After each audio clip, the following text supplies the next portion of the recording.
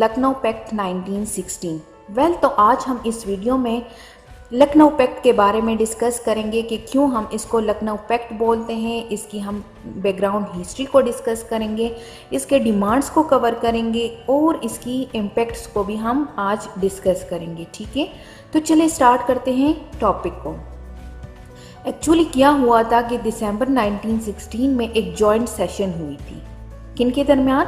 All India Muslim league और Indian national Congress के दरमियान एक एग्रीमेंट तय पाया था जिसको हम क्या बोलते हैं, लखनऊ पैक्ट बोलते हैं। और चूंकि ये एग्रीमेंट लखनऊ के मकाम पर हुआ था, that's why we call it Lucknow pact. और इसको हम एक और नाम से भी जानते हैं जिसको हम क्या बोलते हैं, कांग्रेस लीग स्कीम। तो अब डिस्कस करते हैं लखनऊ पैक्ट की बैकग्राउंड को। बैकग्राउंड में क्या हुआ था दैट इन द ईयर 1913 में 2 इवेंट्स हुए थे and that 2 events cause great deal of frustration amongst the Muslims of India. वो 2 इवेंट्स कौन से थे? वो थे, फर्स्ट था कि गवर्नमेंट ने रिफ्यूज़ कर दिया था जो अलीगढ़ कॉलेज थी उनको यूनिवर्सिटी का दर्जा देने से इनकार कर दिया था। एक ये कॉज था।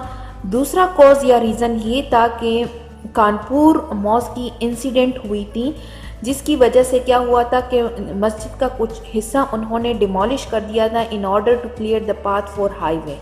जिसकी बाद क्या हुआ था, मुस्लिम्स ने इनके खिलाफ प्रोटेस्ट स्टार्ट कर दी एंड इन काउंटर रिएक्शन जो उस टाइम इंग्लिश डिप्टी कमिश्नर था उन्होंने ऑर्डर दे दिया कि उन जो प्रोटेस्ट करने वाले लोग थे उन पर फायरिंग कर दी जाए। तो उस फायरिंग में क्या हुआ था, बहुत सारे मुसलमान मारे गए थे, बच्चे ज़ख्मी हुए थे, मारे गए थे। तो इस इवेंट के बाद क्या हुआ था कि मुसलमान इतने फ्रस्ट्रेटेड हो गए कि उन्होंने अपनी लीग जो मुस्लिम लीग पार्टी की कॉन्स्टिट्यूशन थी उसमें कुछ अमेंडमेंट्स कर दिए and that amendments brought the league closer to the Congress. If you remember that we have discussed during the formation of Muslim League Party, उसमें हमने कॉन्स्टिट्यूशन को भी डिस्कस किया हुआ था। मैं यहाँ पे दोबारा से बताती चलूँ वो क्या था कि the Muslim will be loyal to the British government, they will remove misconception against the government with regard to any of the measures. तो कुछ ऐसे अमेंडमेंट्स कर दिए मुस्लिम लीग पार्टी ने अपनी कॉन्स्टिट्यूशन में। ठीक है, इसके बाद क्या हुआ कि 1940 में एक और इवेंट पेश आया, मींस के वर्ल्ड वॉर फर्स्ट स्टार्ट हो गई यूरोप में, जिसमें ब्रिटिश ने वॉर में हिस्सा लेने का ऐलान कर दिया। किसके खिलाफ? Against the central power, means के एलाइड पावर में शामिल होने का फैसला कर दिया। और सेंट्रल पावर में कौन थी? ऑटोमन एम्पायर मीन टर्की शामिल था।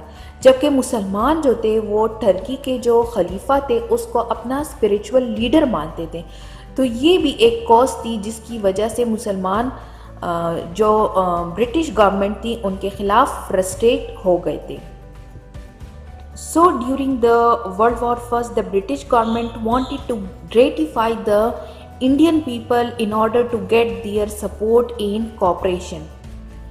देन क्या हुआ कि उस time lord Chelmsford was appointed as the viceroy of India. तो उसके बाद क्या हुआ कि न्यूज़ फैल गई कि British government was intended to introduce some political reforms in India. ठीक है, तो उसके बाद जब ये न्यूज़ फैल गई तो तमाम पॉलिटिकल पार्टीज़ ने सोचा कि it necessary to clarify the view point of the native people before any step was to be taken by the British government. और वो व्यू पॉइंट्स क्या थे? वो यही थे जो कि लखनऊ पैक्ट की सूरत में दोनों पार्टीज़ ने ब्रिटिश गवर्नमेंट के सामने रख दिए। इसके बाद क्या हुआ कि दोनों पार्टीज़ ने इस चीज़ को भी रियलाइज़ करने की कोशिश की कि अगर वर्ल्ड वॉर फर्स्ट के खात्मे पर हमें कुछ पॉलिटिकल बेनिफिट हासिल करना है तो हम दोनों को मिलकर कोऑपरेट करना है। मींस हिंदू और मुस्लिम्स को एक दूसरे को समझना है और एक दूसरे के साथ कोऑपरेशन करके एक जॉइंट डिमांड ब्रिटिश गवर्नमेंट के सामने रखनी है। So as a result of this change attitude the Muslim League and the Congress party held their annual session at Bombay in December 1915. So during the annual session Quaid-e-Azam Mohammad Ali Jinnah ने एक रेजोल्यूशन मूव किया जिसमें कहा गया कि हम एक कमेटी को अपॉइंट करेंगे जो कि हिंदू और मुसलमान जो रिफॉर्म्स चाहते हैं उनको फॉर्मुलेट करेंगी। सो क्या होता है कि that committee submitted a memorandum to the Viceroy in September 1916. But हुआ क्या कि that memorandum did not influence the mind of the Viceroy and the Secretary of State of India. Then finally by the efforts of Quaid-e-Azam इन दोनों parties के दरमियान एक joint session हुआ लखनऊ के मकाम पर दिसंबर 1916 में, और इस सेशन को महाराजा अली मोहम्मद ख़ान जो कि चेयरमैन ऑफ रिसेप्शन कमेटी था उन्होंने अरेंज किया था। और यूँ ये जो सेशन थी वो 30 to 31 दिसंबर केसर बाग बरादरी जो कि लखनऊ में है वहाँ पर ये हेल्ड हुआ था। और यूँ इन दोनों पार्टीज़ के दरमियान यूनैनिमसली एग्रीमेंट हुआ और इस एग्रीमेंट को हम हिस्ट्री में लखनऊ पैक्ट या मिसाकी लखनऊ के नाम से हम जानते हैं। Now this slide is very much important, इसको समझने की कोशिश करें, ठीक है। सो आते हैं डिमांड्स को डिस्कस करते हैं। फर्स्ट डिमांड उनका था एग्जीक्यूटिव काउंसिल के हवाले से। एग्जीक्यूटिव काउंसिल में उन्होंने क्या कहा कि हमें दोनों ने डिमांड रख दी कि हमें इसमें 50% सीट्स दी जाए। इफ़ यू रिमेंबर हमने जब 1892 का एक्ट डिस्कस किया हुआ था उसमें हमने डिस्कस क्या किया था कि उसमें सिर्फ़ और सिर्फ ब्रिटिश मेंबर्स इस काउंसिल में शामिल थी, कोई इंडियन मेंबर इसमें शामिल नहीं था। इसके बाद 1909 का एक्ट जब आया तो उन्होंने सिर्फ़ और सिर्फ एक मेंबर को इंडियन शामिल कर दिया, वो या तो मुसलमान होता था या हिंदू होता था, ठीक है। तो इस लखनऊ पैक्ट में उन्होंने क्या कहा, उन्होंने डिमांड रख दी कि हमें एग्जीक्यूटिव काउंसिल में 50% सीट्स दे दी जाए, क्योंकि हिंदू और मुस्लिम्स दोनों को इस एग्जीक्यूटिव काउंसिल की इम्पोर्टेंस का बखूबी पता था। तो उन्होंने इस वजह से ये डिमांड रख दी कि हमें इसमें 50% सीट्स दे दी जाए। नेक्स्ट पॉइंट क्या था, नेक्स्ट पॉइंट था लेजिस्लेटिव काउंसिल के हवाले से। उन्होंने कहा कि इससे पहले जो एक्ट हमने डिस्कस किया था इसमें हमने पढ़ा था कि लेजिस्लेटिव काउंसिल में 60 मेंबर्स शामिल कर दिए इंडियन की, ठीक है। तो इस लखनऊ पैक्ट में उन्होंने क्या डिमांड रख दी कि हमें 60 के बजाय हमें 150 सीट्स दे दी जाए, जबकि 150 सीट्स का मतलब था 80% सीट्स दी जाए। और जब 80% सीट्स इनको हासिल होंगे तो साथ में उन्होंने ये डिमांड भी रख दी कि हमें डिसीजन मेकिंग की पावर भी दी जाए।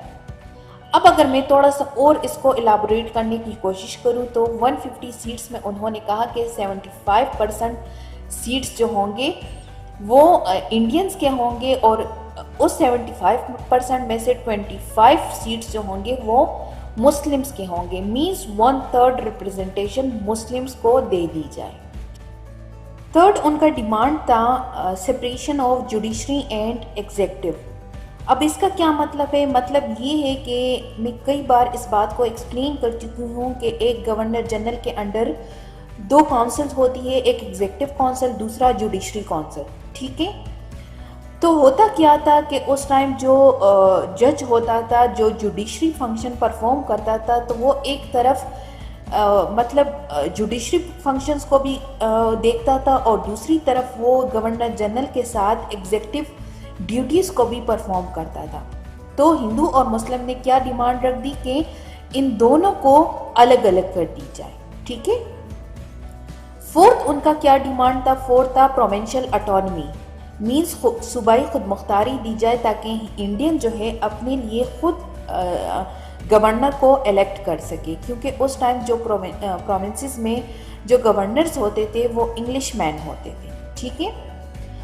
फिफ्थ उन्होंने क्या कहा कि जो secretary of state for Indian affairs होता था तो उनको जो सैलरीज दी जाती थी या उनके कौंसल्स को जो सैलरीज दी जाती थी वो इंडियन ख़जाने से दी जाती थी। तो लखनऊ पैक्ट में ये डिमांड रख दी गई कि सेक्रेटरी ऑफ स्टेट को इंडियन ख़जाने से नहीं बल्कि ब्रिटिश के ख़जाने से उनको पे कर दिया जाए। और इतना बड़ा साथ में ये भी कहा गया कि मतलब इतना ज़्यादा काउंसिल मेंबर्स रखने की बजाय सिर्फ और सिर्फ 2 असिस्टेंट्स होनी चाहिए। एक असिस्टेंट ब्रिटिश से होना चाहिए और दूसरा इंडियन से होना चाहिए, ताकि जब ब्रिटिश पार्लियामेंट के सामने कोई बात मनवानी हो तो उसका इंडियन को भी पता हो। तो ये साथ में 5th नंबर पे ये डिमांड रखी। ठीक है, नेक्स्ट क्या कहा गया? नेक्स्ट कहा गया कि no bill should be passed if the bill is opposed by 3/4 of the member of legislative council. Clear? Last है कि the system of weightage should be adopted, means के आबादी के तनासब से सेंटर में भी प्रोविंशियल में भी प्रोविंशियल लेजिस्लेशन या एग्जीक्यूटिव काउंसिल दोनों में आबादी के लिहाज से सीट्स होनी चाहिए। तो सिस्टम ऑफ वेटेज को भी एडॉप्ट करना ज़रूरी है। So these all were the demands of the Lucknow Pact. So the Lucknow Pact was a landmark in the political history. It was a great achievement in the political history of India, क्योंकि इस Lucknow pact की वजह से 2 political parties के दरमियान equality पैदा हो गई थी और for the first time Congress ने मुसलमानों की जो रिप्रेजेंटेशन की डिमांड थी या सेपरेट इलेक्टोरेट का जो डिमांड था उसको तस्लीम कर दिया था। और सबसे बड़ी बात कि फॉर द फर्स्ट टाइम दोनों हिंदू और मुस्लिम ने एक यूनाइटेड एक्शन दिया था अगेंस्ट दी ब्रिटिश, मींस अपनी डिमांड रख दी थी। And the credit goes to the